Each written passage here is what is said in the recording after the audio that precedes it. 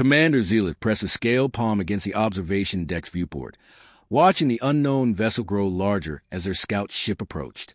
3 days ago, their deep space sensors had detected the anomaly drifting to the outer rim, just beyond Corvani territory. Now, seeing it with his own eyes, Zealot felt his confidence waver for the first time in his 20-year military career. The ship was enormous. Not just large, enormous in a way that defied tactical sense. Corvani vessels were sleek, efficient predators designed for speed and precision strikes. This thing looked like a floating fortress, its hull dark and pitted with what appeared to be battle damage from weapons Zealot couldn't identify. Massive gun emplacements jutted from its surface like the spines of some ancient beast, and sections of armor plating were clearly newer than others, suggesting extensive repairs. "Scans complete, Commander," reported Lieutenant Kess from her station.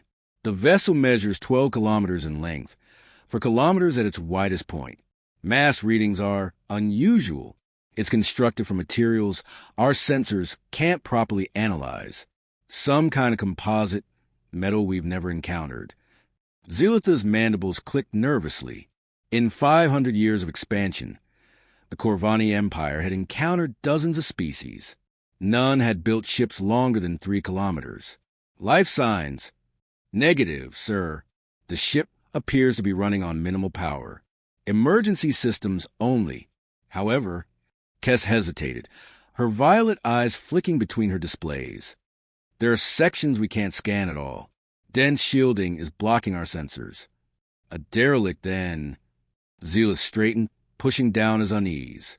"Salvage rights will be valuable, especially for technology this advanced. Prepare a boarding party.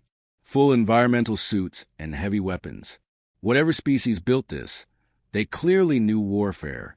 As their boarding shuttle approached the alien vessel's docking bay, Zealot studied the architecture more closely. The bay door stood open, revealing an interior that could easily accommodate their largest battle cruisers. The walls were lined with what looked like weapon storage racks and repair equipment, all built to a massive scale. Everything suggested the species that created this ship was significantly larger than the Corvani. The shuttle touched down with barely a whisper. Through the bay's atmospheric barriers, Zealot could see rows of smaller craft that were themselves larger than Corvani fighters. Each one bore scorch marks and impact craters. Whatever these beings were, they had seen serious combat. "Atmosphere is breathable," reported Sergeant Knopf, checking his scanner. "Gravity is higher than standard, about 1.4 Corvani normal. Temperature is cold but within tolerance." Zealot led his team of 8 soldiers through the bay, their weapons ready, but finding nothing to threaten them. The silence was oppressive, broken only by the distant hum of life support systems and the echo of their footsteps on metal grating. Emergency lighting cast long shadows between massive support beams and equipment he couldn't identify. They found the first clues in what appeared to be a staging area. Armor suits hung in neat rows along the walls, but these weren't environmental gear. They were combat armor, each piece thick enough to stop plasma rounds, and designed for beings nearly 3 meters tall. The helmets were particularly unsettling. They suggested the species had forward-facing eyes like predators, not the compound eyes of the herbivorous Corvani. "Commander," Kess called from across the bay, "you need to see this." She stood before a wall covered in what looked like artwork, but as Zealot approached, he realized it was something far more significant.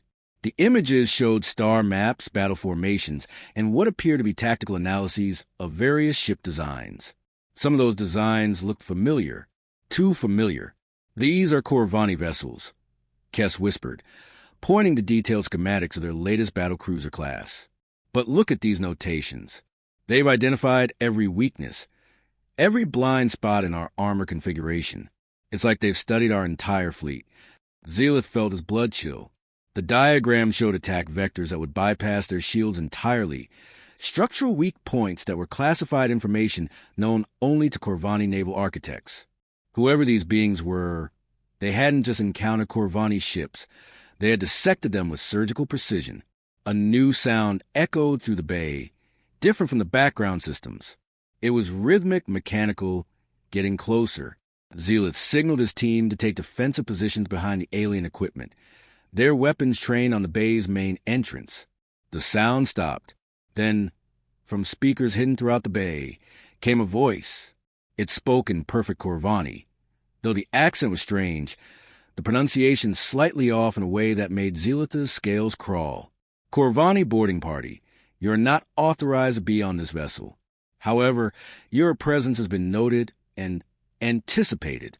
Please proceed to Deck 7, Section 12. Do not deviate from the designated path. Do not attempt to access restricted areas.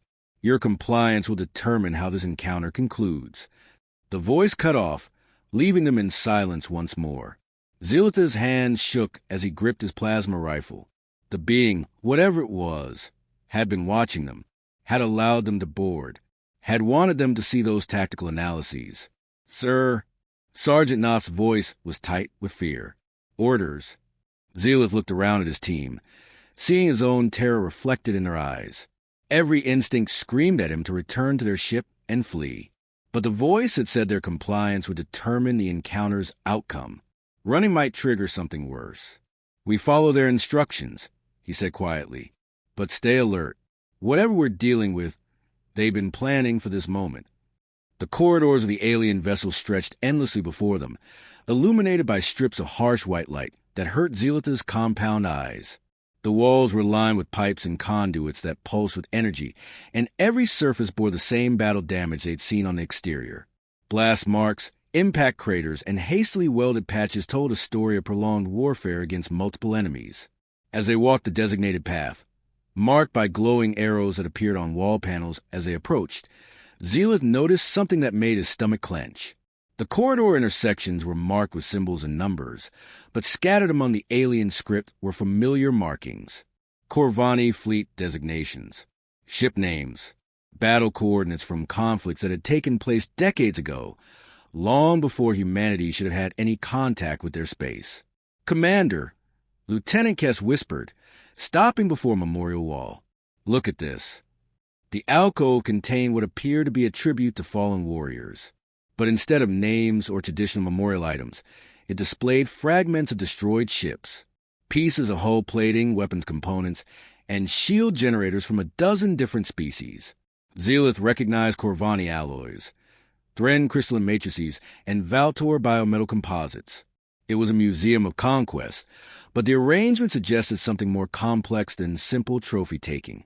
Each fragment was accompanied by detailed technical specifications and tactical assessments. The Corvani shield generator bore notes about harmonic frequencies that could cause cascade failures. The Thren crystal showed stress analysis that revealed fracture points. These weren't trophies. They were study materials. Research samples from a species that learned their enemy's weaknesses through battlefield dissection. How long have they been watching us? Kess asked, her voice barely audible. Before Zealoth could answer, the voice returned, seeming to come from the walls themselves. Corvani military doctrine has remained largely unchanged for 147 years. Your tactical flexibility is limited by cultural adherence to honor-based combat. You announce your attacks, fight according to predetermined patterns, and prioritize individual glory over strategic victory. These characteristics make you predictable.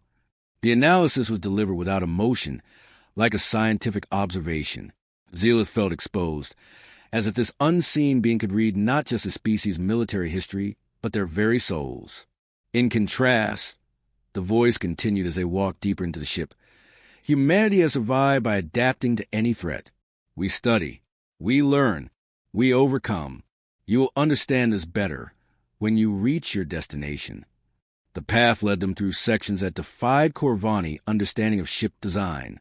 Instead of the clean, efficient layouts they were accustomed to, this vessel seemed built for sustained conflict. They passed armories filled with weapons of various designs, many clearly salvaged from other species and modified for human use. Medical bays contained surgical equipment sized for multiple alien physiologies. Engineering sections showed fusion reactors running in parallel with captured enemy power systems. This wasn't just a warship.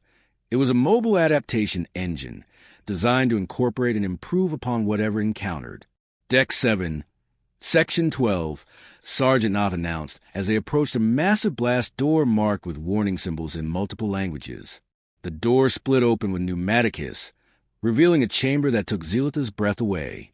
The room was enormous, its ceiling lost in shadows 40 meters above. The walls were lined with massive screens displaying real-time tactical information, star charts, and what appeared to be surveillance footage from hundreds of different locations across the galaxy. But it was the room's center that held their attention. A single figure sat in a command chair that seemed too large even for the 3-meter armor suits they'd seen earlier. The being was human. Zealot was certain of it now, but unlike anything in their intelligence files. Tall and broad-shouldered, with pale skin marked by scars and cybernetic implants that glowed softly in the dim light. One eye was organic, a startling blue color. The other was a mechanical replacement that whirred softly as it focused on them. "Welcome aboard the U.S. Indomitable," the human said, his voice the same one that had guided them here. "I am Admiral Marcus Kane, commanding officer Humanity's 1st Deep Space Naval Division. You are the first Corvani to see a human warship and live to remember it. Whether you remain the first to survive the encounter depends entirely on the next few minutes." Kane stood slowly, his full height nearly matching the ceiling of their shuttle. Behind him, the screen showed live feeds from Corvani space, their homeworld, their fleet positions, their defensive installations. Somehow, this single ship had been watching their entire civilization. "You're probably wondering how we know so much about your people," Kane continued, walking toward them with measured steps. "The answer is simple. For the past 50 years, humanity has been at war with 17 different species. We have learned that survival requires understanding your enemies better than they understand themselves." He gestured to the screens showing Corvani fleet movements. "Your empire believes it rules this sector of space. You've grown comfortable with your superiority, confident that no species can match your technology or tactical brilliance. That confidence has made you careless." Kane stopped just outside their weapon's effective range, his mechanical eye scanning each of them in turn. "Tell me, Commander Zealot, yes, I know your name. When was the last time your people faced an enemy that adapted to your tactics?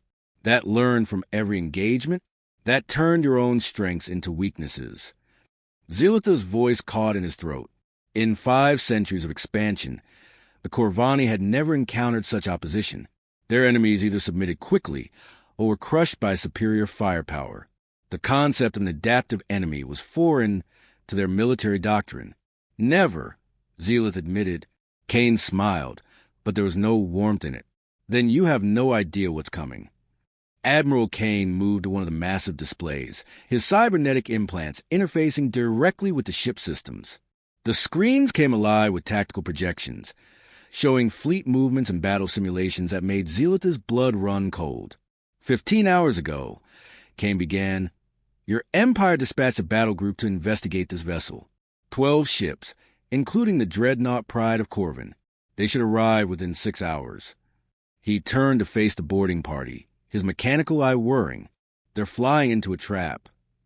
The display showed the approaching Corvani fleet in precise detail, ship classes, weapon loadouts, crew complements, even the names and psychological profiles of commanding officers.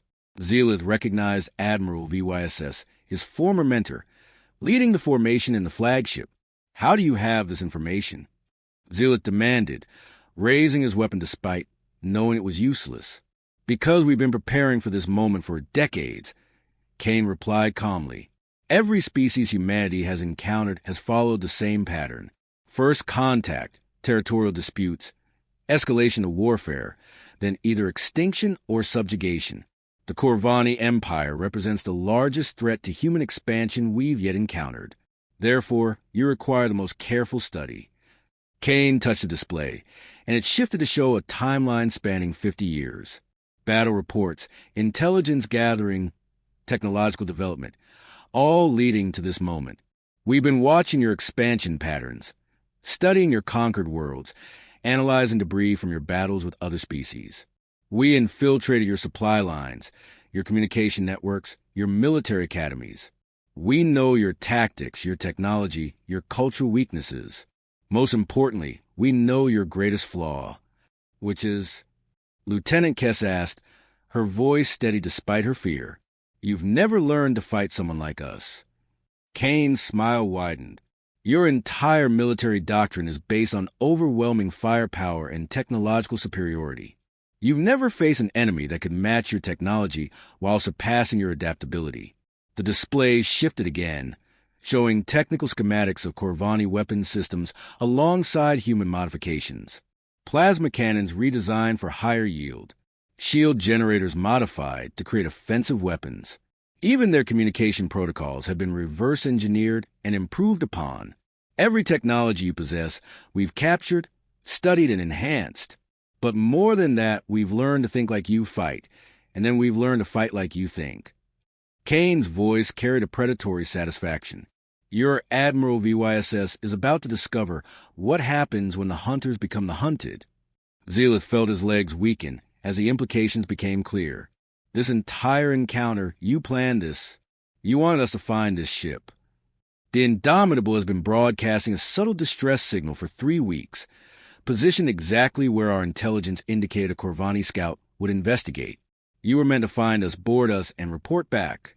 Your empire needed to see what they were facing before the real battle began. Kane walked to another console, his fingers dancing over holographic controls. But you won't be reporting back, Commander. Instead, you're going to witness something unprecedented in Corvani military history. The complete destruction of a battle group by a single human vessel. The ship around them began to change. Systems that had been running on minimal power roared to life. The floor vibrated with energy that made Zealot's teeth ache. Emergency lighting was replaced by the harsh glow of combat illumination, and new displays emerged from walls and ceiling, surrounding them with tactical information. Indomitable battle stations, Kane commanded, his voice echoing throughout the massive ship. Prepare for hostile contact. All crew to action stations. This is not a drill. The response was immediate and overwhelming. Through the ship's internal monitors, Zealot could see corridors filling with human warriors.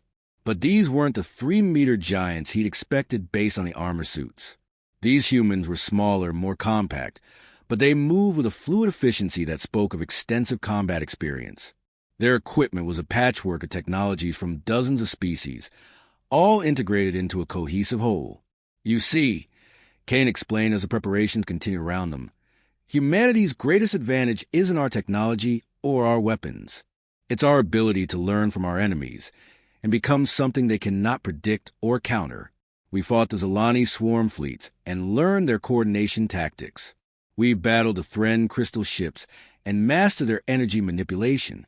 We've survived encounters with the Valtor biovessels and incorporated their adaptive capabilities. The displays now showed the Indomitable's true structure. What had appeared to be battle damage was actually modular design, sections that could be reconfigured, weapons that could be swapped out, armor that could adapt to different threat types. The ship wasn't just a warship.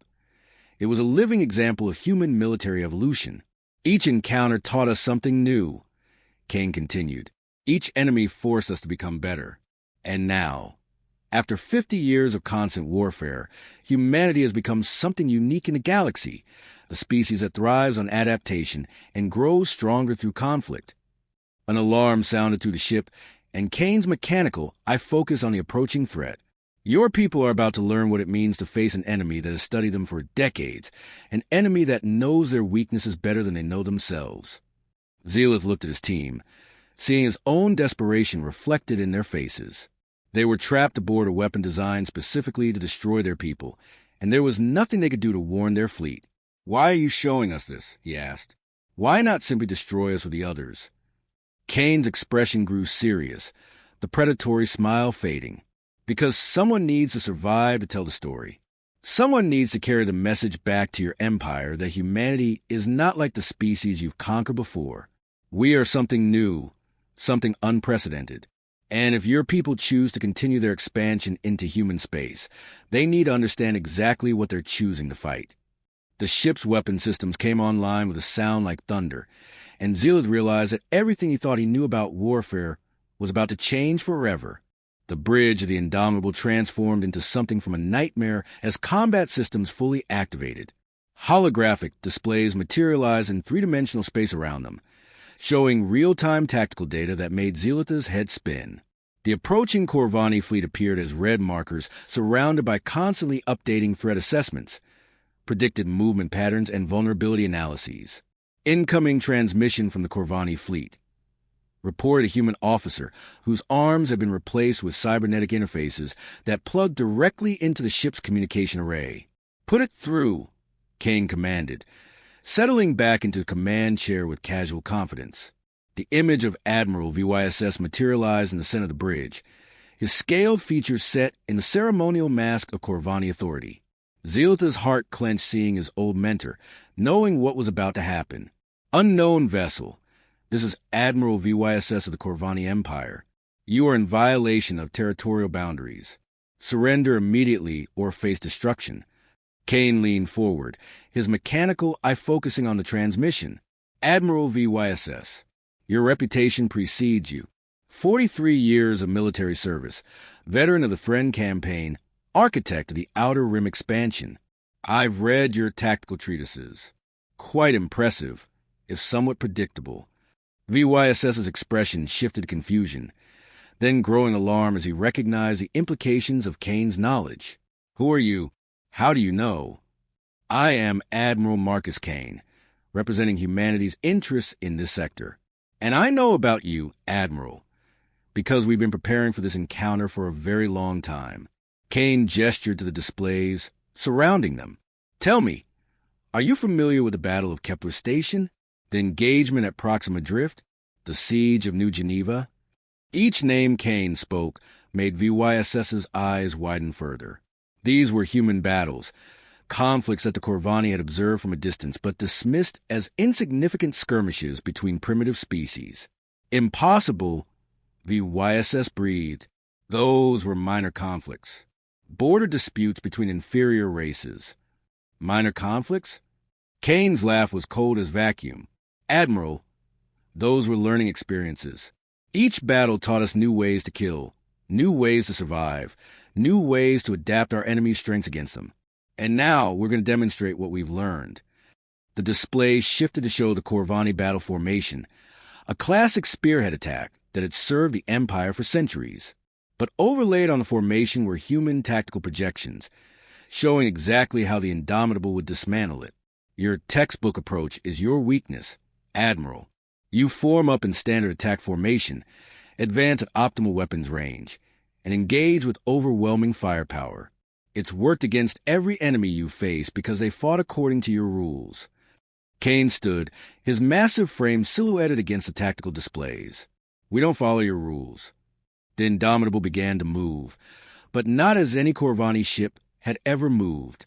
Instead of the predictable acceleration patterns they expected, the massive vessel seemed to fold space around itself, appearing instantly in a position that should have been impossible to reach. "Dimensional jump drive," Kane explained casually as VYSS's fleet scrambled to reposition. "Salvage from a Zolani mothership, and improved upon. We can appear anywhere within a light-minute radius, without warning." The Corvani ships opened fire, their plasma cannons unleashing the fury that had conquered dozens of worlds. But where the beam should have struck the Indomitable, they instead hit what appeared to be empty space. The human ship flickered like a mirage, its true position revealed to be several thousand kilometers from where it appeared. Holographic displacement technology, Kane continued his deadly lecture. "Adapted from Thren crystal matrices. We can project false images while our actual position remains hidden." Admiral VYSS's voice cracked with growing desperation. "This is impossible. No single ship can possess technologies from so many different species. You're thinking like a Corvani, Admiral. You believe in technological purity, in the superiority of your own designs. Humans believe in adaptation. We take what works, improve it, and combine it in ways our enemies never anticipate." The Indomitable struck back, and Zealoth watched in horror as weapons he didn't recognize tore through Corvani's shields like they were made of paper. The lead destroyer, Swift Vengeance, simply came apart, not exploded, dissolved, as if its molecular bonds had been severed at the quantum level. Molecular disintegration beam, Kane noted with professional detachment, based on Valtor bioweapon technology, enhanced with human engineering principles. It doesn't destroy matter. It convinces matter that it doesn't want to remain connected to other matter. Two more ships died in as many seconds, their death screams echoing across the communication channels. But what terrified Zealot most wasn't the weapon's effectiveness. It was their precision. Each shot hit exactly where it would cause maximum psychological impact on the surviving crews, while eliminating specific tactical capabilities. "You're not just destroying our ships," Zealot whispered. "You're teaching the survivors to fear you." Kane turned to him with what might have been approval. "Finally, someone understands. Victory isn't just about destroying your enemy's ability to fight. It's about destroying their will to fight, their confidence in their own superiority, their belief that they can win." The remaining Corvani ships tried to retreat, but found their escape routes blocked by some invisible force. The Indomitable hadn't just disabled their ships. It trapped them in a cage of twisted space-time. Gravity manipulation, Kane explained. Another lesson learned from the Thren. Space itself can be a weapon if you understand how to bend it. Admiral VYSS's flagship, the mighty dreadnought Pride of Corvin, made one last desperate attempt to fight back. Its main cannon, powerful enough to crack a planet's crust, charged for a killing shot at the human vessel. Kane watched with interest as energy readings climbed toward catastrophic levels. Then, with casual ease, he pressed a single control. The dreadnought's weapon exploded inside its own barrel, the backfeed tearing through internal systems like a cancer. The ship's lights flickered and died, leaving it drifting helpless in space. "We've been monitoring your weapon signatures for decades, Admiral. We know the harmonic frequency that causes your plasma containment systems to fail. We've known it since the first time we analyzed debris from your battles with the Zilani. In less than 10 minutes, the most powerful battle group in the Corvani fleet had been reduced to scattered debris and a single crippled flagship. The Pride of Corvin hung in space like a broken toy, its crew trapped and helpless. This is what happens," Kane said, his voice carrying across all communication channels so every surviving Corvani could hear. "When you underestimate humanity." The aftermath of the battle left the bridge of the Indomitable eerily quiet, except for the soft hum of monitoring systems and the distant groans of the crippled Corvani flagship. Kane stood before the main display, watching the Pride of Corvin drift helplessly.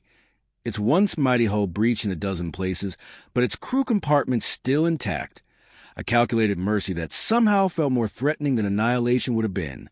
"Secure a communication channel to the surviving ship," Kane ordered. Within moments, Admiral VYSS's face appeared on screen again, but the proud military bearing was gone. His scales had dulled to the gray of defeat, and his compound eyes struggled to focus. "Why?" VYSS asked, his voice barely a whisper. "Why spare US?" Kane moved closer to the display, his cybernetic eye scanning the broken Corvani commander. "Because death ends a lesson, Admiral. And you haven't learned what I need you to learn yet." He gestured his officers, and the bridge displays shifted to show not just the current battle, but dozens of others. Human ships engaging fleets from across the galaxy, each encounter ending in complete human victory, despite impossible odds. For 50 years, Admiral, humanity has been teaching the galaxy a new kind of warfare. We don't fight for territory or resources or glory. We fight to ensure our survival, and that means making sure our enemies understand exactly what they're choosing when they choose to fight us. Zealot watched as the displays showed battle after battle, each one demonstrating the same pattern. Human forces that appeared outnumbered and outgunned would systematically dismantle their opponents using captured, modified, and combined technologies. But more than that, each victory was designed to send a message to other potential enemies. "You study your enemies to defeat them," Kane continued. "We study our enemies to become better than them. Every species that has challenged humanity has made us stronger, more adaptive, more dangerous. The Zilani taught us coordination. The Thren taught us energy manipulation. The Valtor taught us biological integration. And now, the Corvani will teach us something new. What could you possibly learn from us?" VYSS asked bitterly. Kane's smile was genuinely warm for the first time since they'd met him. "Patience, Admiral. The Corvani Empire has ruled this sector for 5 centuries through careful expansion and strategic dominance. That kind of institutional knowledge, that understanding of long-term imperial management, that's something humanity needs as we grow beyond our current borders." The implications hit Zealot like a physical blow. Kane wasn't just talking about defeating the Corvani Empire. He was talking about replacing it. Your civilization represents the next phase of human evolution, Kane explained, his voice taking on an almost academic tone. We've learned warfare from our enemies. Now we need to learn governance, administration, the complex logistics of managing dozens of species across hundreds of worlds. The Corvani have perfected these skills over centuries. You want to rule the galaxy, VYSS breathed. We want to survive in it, Kane corrected. And survival, Admiral, requires ensuring that no other species can threaten humanity's existence. The galaxy is too dangerous, too unpredictable, to allow potential enemies to develop in isolation. Better to bring them under human protection before they become threats. Kane touched another control, and the displays showed star charts spanning the entire galactic arm. Human fleets were positioned at key strategic points, not just near human colonies, but throughout the territories of dozens of species. This is already happening, Admiral. The Thren Crystal Confederacy now operates under human oversight. The Zilani swarms have been redirected toward more constructive purposes. The Valtor bioships serve as mobile research platforms for human scientists. Each species contributes their unique capabilities to humanity's growing strength. Conquered, VYSS said flatly. Protected, Kane replied. The alternative is what happened to the Kethmore Republic when they refuse human guidance. Sometimes, Admiral, extinction is the kindest option compared to what the galaxy can produce when left to its own devices. Zealot felt sick as he realized the scope of what they were facing. This wasn't just a war. It was a systematic absorption of galactic civilization by a species that had learned to weaponize adaptation itself. What do you want from us? He asked, his voice breaking. Kane turned to face him directly, and for a moment, Zealot saw something that might have been respect in the human's expression. You, Commander, are going to return to Corvani space. You're going to tell your High Command exactly what you witnessed here. You're going to explain that humanity offers the Corvani Empire a choice: integration under human leadership, or systematic dismantling over the next decade.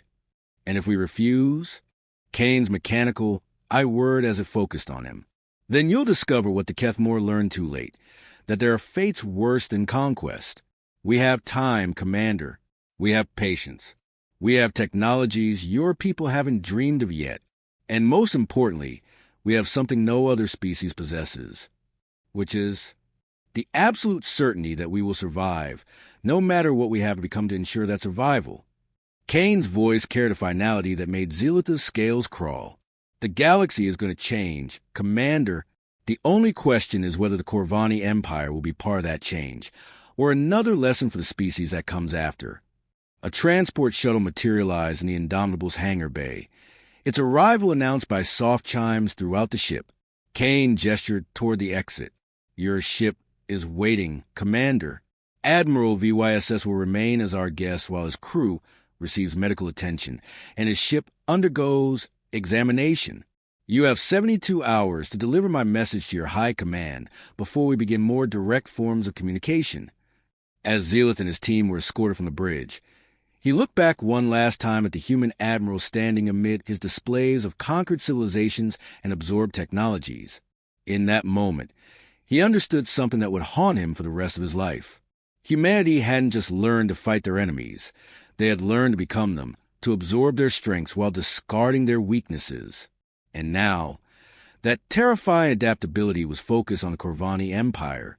The galaxy was about to learn what happened when the ultimate predator finally ran out of prey and decided to become the shepherd instead. The shuttle bay doors closed behind them with a sound like a tomb ceiling, and Zealot knew that everything was about to change forever.